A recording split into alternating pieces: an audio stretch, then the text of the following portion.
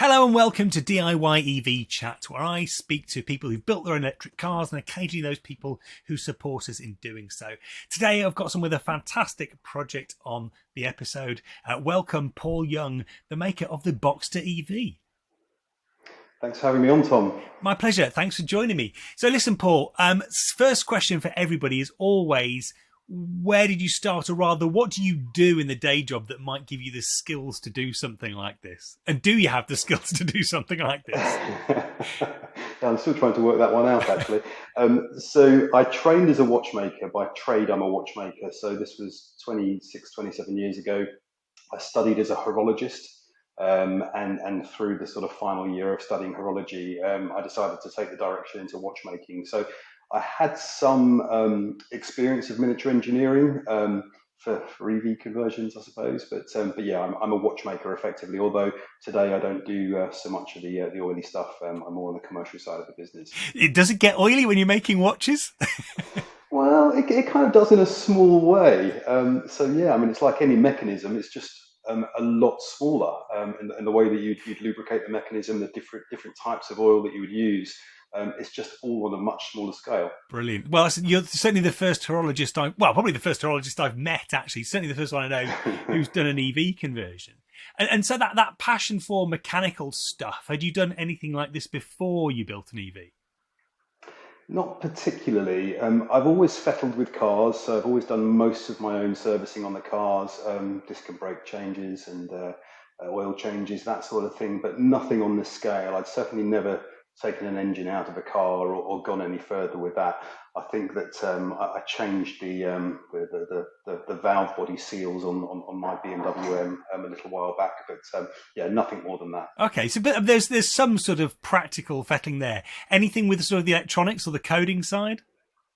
No, nothing at all. I quite like wiring. I've always enjoyed wiring, low voltage wiring. So whether that's fitting car stereos or whatever that may be, I've always enjoyed that side of it. But certainly no coding. And yeah, I certainly wouldn't say that I'm familiar at all with coding even today. But you know yourself, you have to learn a little bit working through an EV conversion. But fortunately, there's a lot of people out there that support in that regard. There are lots of people who are very, very useful, certainly on the coding front. And how did you stumble across those people? What was your entry point to the DIY EV community? Well, as a family, we bought a BMW i3 back in 2016. Okay. And I remember on the test drive being absolutely blown away by how it drove so differently to a regular car. And whether that was the torque, it was light, it was nimble, but I just remember this fantastic feeling of being thrown back in the seat when you accelerated. And I was kind of hooked from there, I think. And I guess I was doing some research on the EV side on YouTube, and the algorithm started serving me more EV content, and ultimately led me towards Damien Maguire, who's got a lot to answer for, I have to say. The And gateway drug it for was DIY EV conversions. absolutely, absolutely, and it was around the time where it was really exciting time. I think it was around 2018, 2019. He was putting the Tesla motor into a BMW 8 Series. And that was just a fascinating series of videos.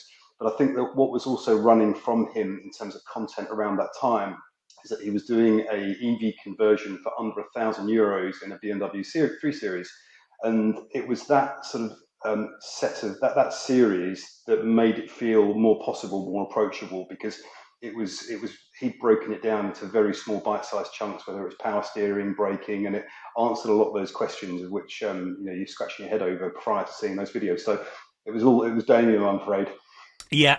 I mean, it's interesting that that first experience of a commercial EV, of a real EV, is certainly an interesting one. I got invited out to Barcelona through work.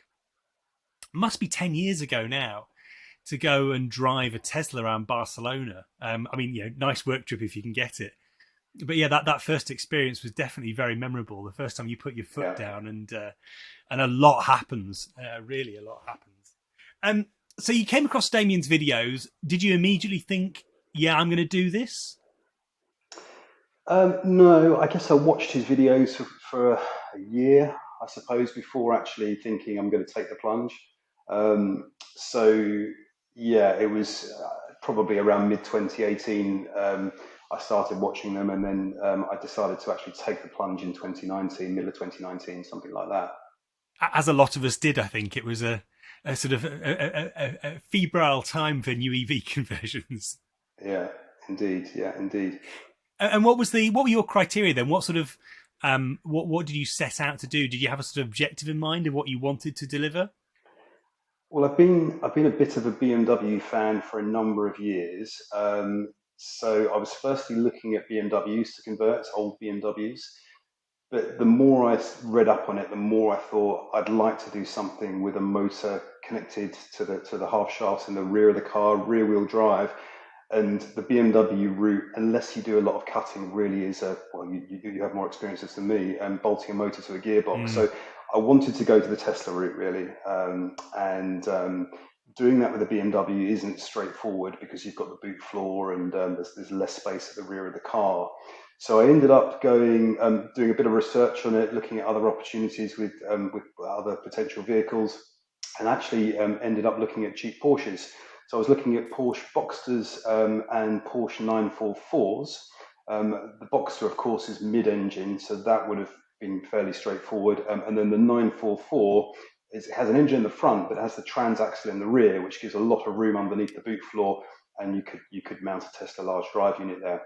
And actually, um, I was looking on eBay to find the car, as it were, and I ended up finding two right at about the same time, a 944 and a Boxster. They were both black, both in pretty good condition. And as always with these things on eBay, you bid on both, hoping you might win one. And guess what happened? I won both. So around a week or so later, I had them both delivered on my driveway. They were both super cheap. I think the Boxster was £1,900 and the What? 944, yeah, and the 944 was around 2 grand, I think. But the beauty of it was a blessing in disguise, really, because I could put them on my drive next to each other and really kind of figure it out in your mind's eye of how it would work and what would be involved, and get a feeling of what the car would feel like being inside it. And whilst I love the retro of the 944, it just felt a little bit older. And the Boxster, the kids liked the Boxster. They felt it was a bit more of a contemporary design. So I just and the box had absolutely no rust at all. I mean, not the slightest bit of rust. So yeah, the Boxster got chosen, and the 944 got put back on eBay the following week, and it sold to another chap who I think actually got it going in the end, got it running. Because I should add that neither of them actually worked. Yeah. They both had engine problems. And the Boxsters was catastrophic in so much that I think a connecting rod had broken, and the engine was toast effectively. So the car, both of them were scrap. If I'm honest, they would have just gone to the scrapyard if they weren't converted. Well, that makes the price make sense at least. I'm now going to be setting up a search on eBay for knackered Boxsters because that sounds almost too good Yeah, to be yeah, true. So you yeah, mentioned exactly. the Tesla large drive unit there. Were you set on the Tesla route from the beginning as well as the sort of rear wheel drive route? Yeah, I think the power appealed of the Tesla large drive unit. I having had that sort of bug from the i3 and feeling that power. I was chasing power, really, I suppose. I like the simplicity of having it in the back of the car, Mm. and but yeah, it was just what I'd seen of one or two other builds on YouTube. Folk that had used either the small drive unit or the Tesla large drive unit. They just looked phenomenal, and at the time, Zero EV had put one in a drift car, a large drive unit in a drift car, and it just looked fantastic. And the power this thing was putting out, so that's what kind of got me piqued my interest. And what rounded it out then? So you had to have something to control the large drive unit and some batteries, the main things. Yeah, so I went the open inverter route in terms of the controller of the drive unit. So the board had been it's effectively the large drive unit has a Tesla motherboard in it, if you like, and you take that motherboard out of it and you replace it with the open inverter motherboard, which effectively takes control of the large drive unit and opens up all the sort of restrictions that the Tesla software would have on it.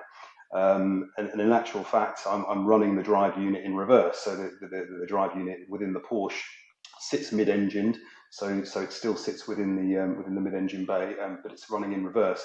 And of course, with the Tesla OEM software, you wouldn't be able to drive at those sorts of speeds in reverse that you can with the open inverter stuff. So yeah, it was a bit of a learning curve in terms of trying to get your head around the open inverter firmware, if you like, software and all the parameters. But there was some good support by the DIY EV community on the Open Inverter forum. Lots of people signposting things and what to change, what to adjust in terms of tuning of the drive unit. And really from day one, I mean, we're always tweaking with the tune, I suppose, and I have been for the past 2 or 3 years. But from day one, it pretty much worked out of the box from a drivability perspective with the Open Inverter board. So that was good. From batteries, I have Chevy Volt batteries. So in the UK, they come out of, what is it? It's a Vauxhall Ampera. Yeah. So it's a hybrid, actually. And that car those batteries can effectively deliver the discharge, the amperage discharge required to get full potential out of that Tesla large drive unit. So because it's pretty chunky current draw on a large drive unit, isn't it? Yeah, I think it's 1200 amps peak it can pull, so it's an awful lot. Yeah, it's an awful lot. And you have to make some modifications to the large drive unit to run it in reverse, don't you? I seem to remember. Yeah, so you have to fit a reverse drive oil pump, which effectively just lubricates everything else, or all the components that require lubrication, but running in reverse. So you can buy that oil pump commercially from Zero EV in the UK. And it's just a bolt-in replacement, if you like. You have to open the gear set casing to replace it, but it's a fairly simple procedure. And whilst I had that open, I also fitted an LSD in there as well, which helps put the power down. It sounds like you're going to need it. Not much weight and that great big drive unit. And what about the other stuff you've got? I'm guessing you had to replace things like brake booster and power steering. What's running all that? So the power steering I kept completely standard, with the exception of having a electric hydraulic power steering pump, right. Which sits in the rear of the car. So the original power steering lines run to the rear of the Boxster. So I literally connected up those lines to a power steering pump. I think it came out of a Vauxhall again, actually. Yeah. And it's an OEM pump. In fact, Porsche use it in their GT3 race cars, so it was almost like an approved component, if that makes sense. So that's running the power steering. The brake side of things, I originally, when I went through all the criteria in terms of the DVLA aspect, the brake system was completely original to the car, with the exception of adding in a vacuum pump. So it was a Bosch vacuum pump, which again is an OEM component. But since then, I've fitted a Tesla iBooster to the braking system, which just makes it a little more sharp, doesn't feel quite as old in the car. What was the process of fitting that like? Was that relatively straightforward? Yeah, it is actually. So all the hydraulics remain the same. In the Porsche, it's pretty much plug and play in terms of where the brake lines bolt into the iBooster. But what you're effectively getting, you're getting electronically servo-assisted brakes through this iBooster system. And most modern cars are running those systems now anyway. They're all, I think the vast majority of them are made by Bosch. And the one in my car, I think it came out of the VW actually, and slotted into the Boxster. And the bolt pattern was the same in terms of where it's slotted in. So other than making this bar, if you like, that connects the iBooster to the brake pedal, it was pretty much plug and play. Fantastic. Where did all this happen then? Do you have space to work at home? Well, we've always lived in terraced houses until fairly recently, where we moved into our current house, and I have a double garage, and that was a prerequisite for finding the next property. So, yeah, I did it in the garage at home, but lucky in so much that you can get all the way around the car in the garage. And I also purchased some quick jacks as well, which help get it up and down when you need to. You found a garage with a house attached. Yeah, exactly. Yeah, exactly that. I'd actually like to make it bigger, the garage, at some point, but the wife has got other ideas. And the quick jacks a good investment? Yeah, they are. I mean, you'll know this yourself. When you're working with axle stands, the car goes up and down 1,000 times before you're actually really ready to drive it. And I originally took the Porsche engine out on axle stands, and it didn't quite lift the car high enough, and it was just fiddly. You're constantly kind of balancing on axle stands, and I think these quick jacks, they were around £1,000. They weren't cheap, but they're fantastic because you slide them under the car, hit a button, lifts the car up, and you can lift it up, put it down as many times as you want. It's safe to get under there. I don't trust them 100%. I always take an axle stand underneath the car with me, Yeah. just in case. But they're just fantastic for getting the car up and down, and they lift the car not quite 2 feet, but certainly enough to get under there under a creeper as well, so you can roll under there and roll out. And as I say, just the speed and safety of it really does help. I'd love to get one of those mini two-post lifts in the garage, but that's a bit of a pipe dream at the moment. Yeah, it definitely it's on my to-do list. I need to. I just need to know that I've got my garage for more than a year at a time before I start investing in hardware like that. There is there's a Yeah. building that's come up for rent. Well, I think it's about to come up for rent again round the corner from me, and it's my dream location. I can walk to it. It's currently fitted out as a garage, but last time I checked, they wanted £2,000 a month for it, which is Oh kind gosh. of out of my Yeah. price range for a Mm, hobbyist garage. Um, yeah. Yeah. any problems getting it approved? Like once you've done the conversion? Um, I applied to get it approved right about a month before lockdown one. So the process of getting approved was seriously convoluted because of the lockdowns, the COVID lockdowns, but also because the DVLA don't really have a procedure Mm. for EV conversions, or they didn't at that time.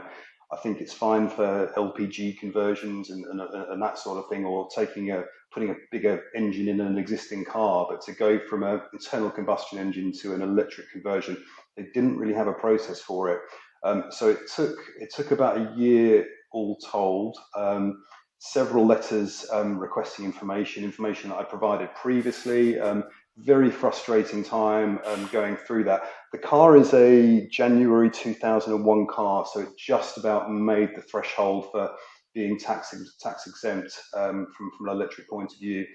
And they sent an inspector to come and look at it as well, which they did on the driveway. And the chap took lots of pictures. He wanted to see underneath it, wanted to see in the engine bay. Um, yeah, but about a year all told. Mm. It's interesting they sent an inspector to you, but not to me. When we were both going through the process at similar times and with similar aged Yeah. cars. My mine's a '99, but pre 2001. But there was no inspector, but just as much sending information that you've already sent twice before. And so once you got the car approved, were there any issues getting it insured? On the insurance side, there weren't issues getting it insured, but I had to go to a specialist broker that was into modified vehicles. I had some expertise in modified vehicles.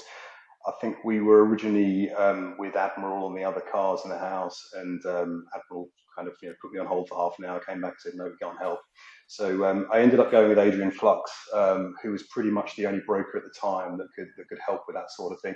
I think there's one or two more out there now, but yeah, it wasn't too onerous, but just one broker really that would help with it. Yeah, I mean, I think I rang 30 insurers and brokers just to try and find out who would do it because I knew that Adrian Flux would. But it seems weird having one company in the market, and the only one I know now for sure that does. I know others who've given quotes to some people but said no to others. The only one I know for sure that does now is Lancaster Insurance, and yeah, they haven't got like a full process set up yet for it. But if anybody's looking for insurance in the UK, drop me a line and I'll put you in touch with the relevant people and they'll get you a quote. At least you've got a competitive quote, even if Adrian Flux may end up being cheaper. They've certainly got a good few EV conversions on their books now. What about biggest challenges of the project? What was hardest? I think the biggest challenges initially was access to information.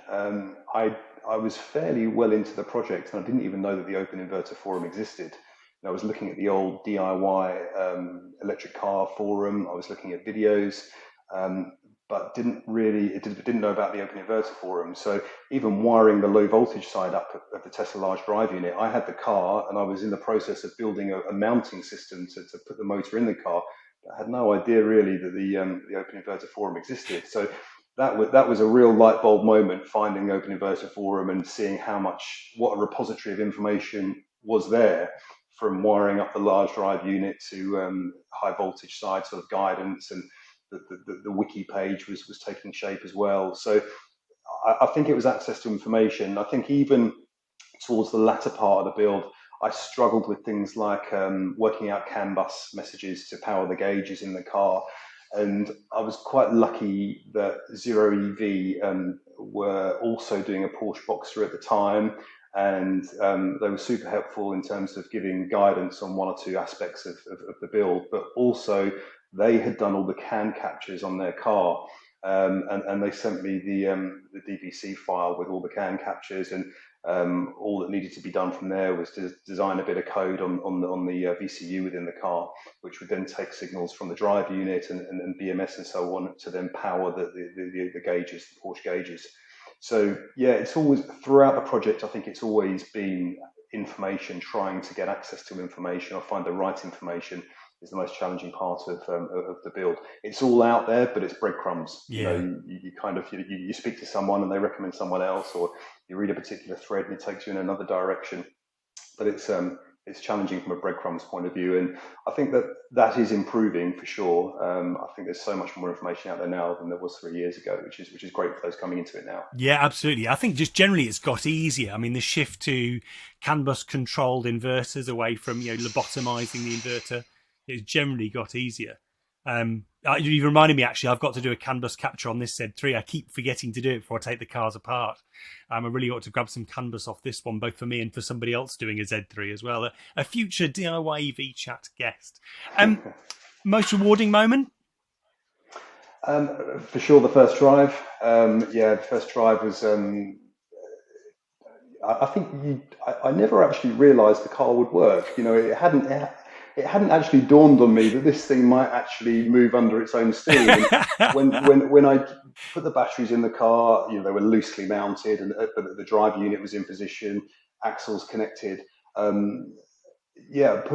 Driving up and down the lane. We live in quite a rural area, and I had the opportunity to run it up and down the lane for testing purposes. It just blew me away, because I just don't think that I was mentally prepared that the thing would actually work. And you've spent all that time working on it, investing so much time into it, and then for it to actually work is just incredible. And the warm summer evenings with the roof down, having a blast through country lanes in complete silence is just fantastic. Absolutely love doing it. In fact, several times since doing the conversion, I'll charge it fully, go for a blast through the country lanes, come back, charge it again, and go back out again, because it's just so much fun. It really is. So for sure, the fact that you've done it yourself and all of the sort of some of the components that you've put together make this car up is definitely the most rewarding part. Brilliant. Do you have a sense of what it's cost for that reward? That's a good question, and the answer to that question really depends on who asks it. So, in all honesty, I had the car on the road for about 10,000, and that included buying the car. So you remember the car was 2,000 or 1,900. I mean, that's incredible given the price of a Tesla large drive unit. Yeah, I was quite thrifty in the way that I was trying to work through buying all the components, and I was using second-hand components from eBay. The DC to DC was originally out of a Chevy Volt as well, and the charger was, and so everything was sort of recycled components that I bought on eBay, and not expensive. The most expensive part, of course, is the Tesla large drive unit, which costs more than the car. I think since then it's had a few more refinements, shall we say. So once I had worked out that it will actually drive, I bought new wheels for it. It's had an upgraded charger, so it's now got a Tesla Gen 2 Model S high voltage charger inside it. I actually bought another Porsche Boxster to nick the body kit off it, because I fancy putting an original Porsche body kit on it. So it's had a few upgrades since then. So I think I'm probably nearing around the 15 mark now, but it's my daily driver. It costs very little to run, although electricity prices are going up, as we know. And tyres, I'm going to guess. Tyres, yeah. So it's just had another set of tyres on the rear. Interestingly, I first put Chinese tyres on it because, again, I wasn't sure whether the thing would run, and I didn't want to throw a whole load of money at Michelin's, and I've just put Michelin's on it this time round. And having decent tyres really does transform the car, being able to put that power down in the wet and sort of on leafy roads as well. So, favourite tool, is it the quick jacks? it's not quite the quick jacks. The favourite tool is actually wire crimps. Oh, yes. I realised very quickly at the beginning that trying to crimp wires with long nose pliers is just a stupid approach.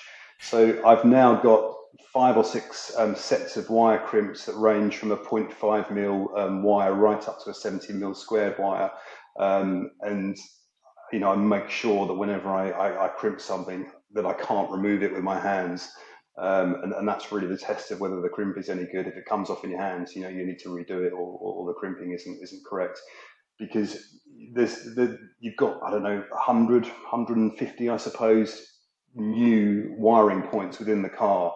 There's so many opportunities for that to go wrong, either for you to knock something or pull something out. So you don't want to be chasing your tail 3 or 4 months down the line when you left the BMS part there and you're working on something else, and it's all interconnected, and it's you don't want to be worrying about those sorts of things. So the wire crimps are probably the best tool within the armory.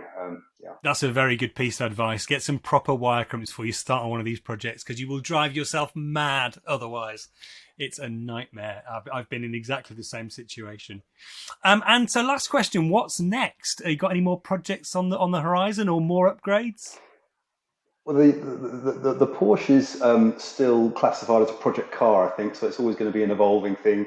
I'd love to put a larger battery in at some point, and also put CCS charging onto it, but time and finances are against me on that front. But I've also always got my lookout for the next project, and I'd love to do something really old BMW, something like an old BMW 6 Series.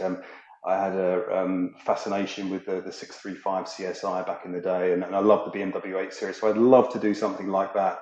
But it's that's sort of a long-term goal in that regard. Yeah, a 635 would be a fantastic project. I'd love to see that. Well, if you do that, we'll have to get you back on. Thanks for coming on, Paul. Very much enjoyed talking to you. Hope to see the Porsche one day and get a ride in it, because it sounds like a lot of fun. I'm now dreaming about. I don't know if you've seen those Boxster conversions into modernized Porsche Speedsters. I have, yeah, they look pretty cool. They do. I'm just now thinking about one of those with the Tesla drive unit in would be, that might be a future project, a very distant future project when I've put a lot more money in the bank. But thanks for coming on. Thanks to you for listening and watching. If you did enjoy this, please do like and subscribe, share it around. And I'm hoping this encourages more people to think about doing their own DIY EV project. That's it for now. Thanks a lot. Bye-bye.